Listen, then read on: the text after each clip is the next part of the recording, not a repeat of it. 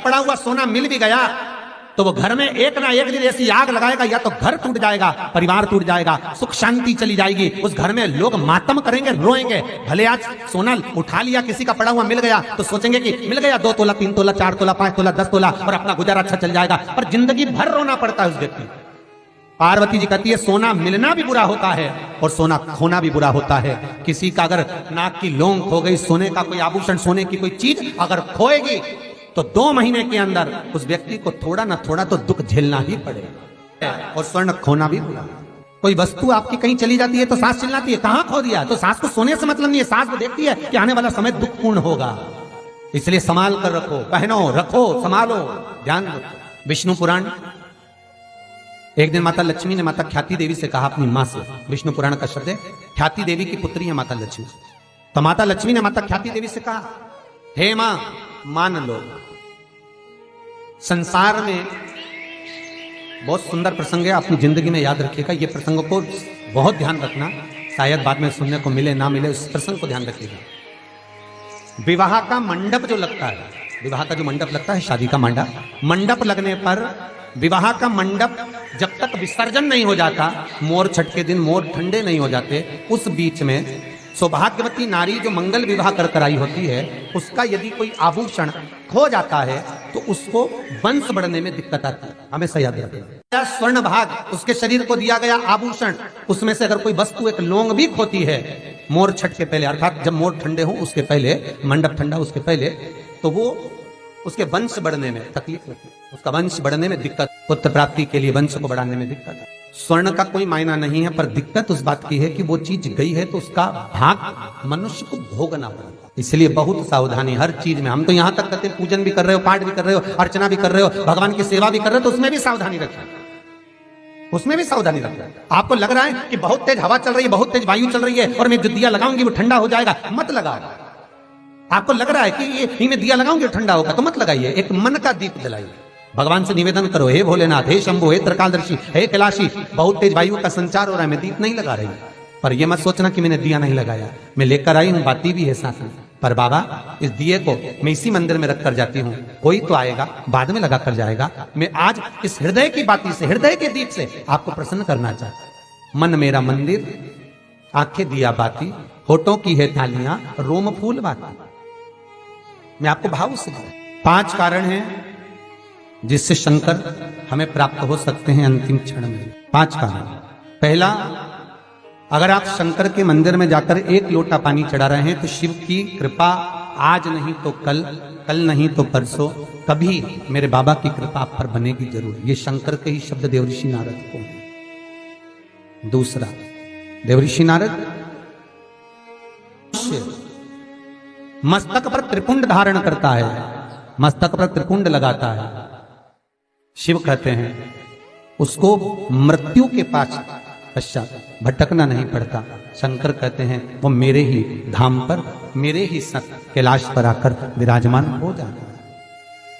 तीसरा,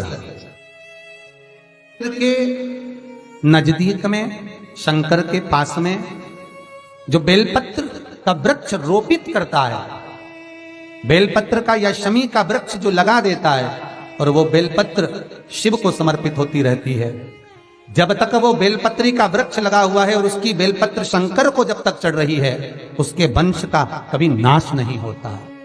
तीसरा, चौथा कारण कहा, देवऋषि नारद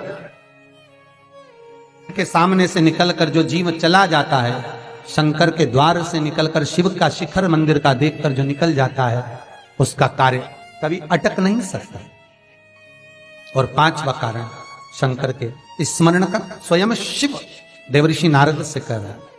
नारद, मृत्यु का भय होने पर व्यक्ति जब मृत्यु के भय में पड़ जाता है, कोई बीमारी, कोई रोग, कोई कारण, कोई एक्सीडेंट, कोई कारण में जब मनुष्य फंस जाता है, तो शंकर कहते हैं नारद, उसके मुख से, उसके स्मरण से, उसके परिवार के स्मरण से एक बार भी अगर दिल से मेरा नाम निकलता है तो मैं उस रोग को, उस कष्ट को, उस दुख को अपना जानकर उस कष्ट से निवारण करता।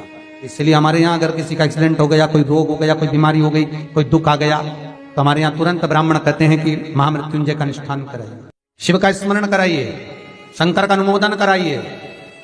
और फिर निवेदन करूंगा, बारंबार कहता हूं, आज फिर निवेदन करता हूं आप सभी से, अगर शरीर में कष्ट है, घुटने कमर में बहुत ज्यादा तकलीफ है, तो प्रदोष के दिन शंकर के, अभी महाशिवरात्रि आने में तो बहुत समय है, पर प्रयास करना कि प्रदोष के दिन शंकर के मंदिर की चौखट पर बैठकर, शंकर के मंदिर के द्वार पर बैठकर, शंकर पर चढ़ी हुई बेलपत्र खाना चबा चबा कर और घर आकर विश्राम कर 2-1 प्रदोष कर देखना, आपके घुटने और कमर में आपको खुद अंतर है। बाबा की बेलपत्र कोई साधारण नहीं है महाराज, वो कहते क्या गुण है महाराज। ऐसा कोई रोग, ऐसी कोई बीमारी, ऐसा कोई क्षण, ऐसी कोई तकलीफ जिसको वो बेलपत्र ठीक ना करे, भगवान सुख का भान अपने आप करा दे। जब माता पार्वती जी के साथ में भगवान शंकर का हिमालय राज की नगरी में जब मंगल विवाह होता है, पार्वती मैया भगवान शंकर को पाने के लिए अपनी सखियों के साथ गुफा में प्रवेश कर शिवलिंग का पूजन करती है, जैसे हरतालिका तीज का पूजन माताएं करती हैं, पूजन करती हैं। शिव को पाने के लिए अथक प्रयास मां जब करती है, और शंकर जब माता पार्वती को मिलते हैं, जिस समय पर भगवान शिव और पार्वती की मंगल भावर चल रही होती है, तब माता पार्वती भगवान शिव से कुछ प्रश्न कर लेती है। हे भोलेनाथ, हे शंभु, हे त्रिकालदर्शी कैलाश, मेरे मन के कुछ संशय जिनको मैं भावर के समय पर मिटाना चाहता, जिनको मैं इस भावर के समय पर आपसे श्रवण करना चाहता, मेरे वो संशय आप मिटा दें। पार्वती, ऐसा कौन सा संशय है तुम्हारे भीतर जिसको आप सुनना चाहती हो? पार्वती जी कहती हैं, शिव, वो संशय केवल आप ही समाप्त कर सकते। और बाबा भोलेनाथ जी से माता पार्वती ने कुछ 3 संशय हैं जो माता पार्वती शंकर जी से कहती हैं।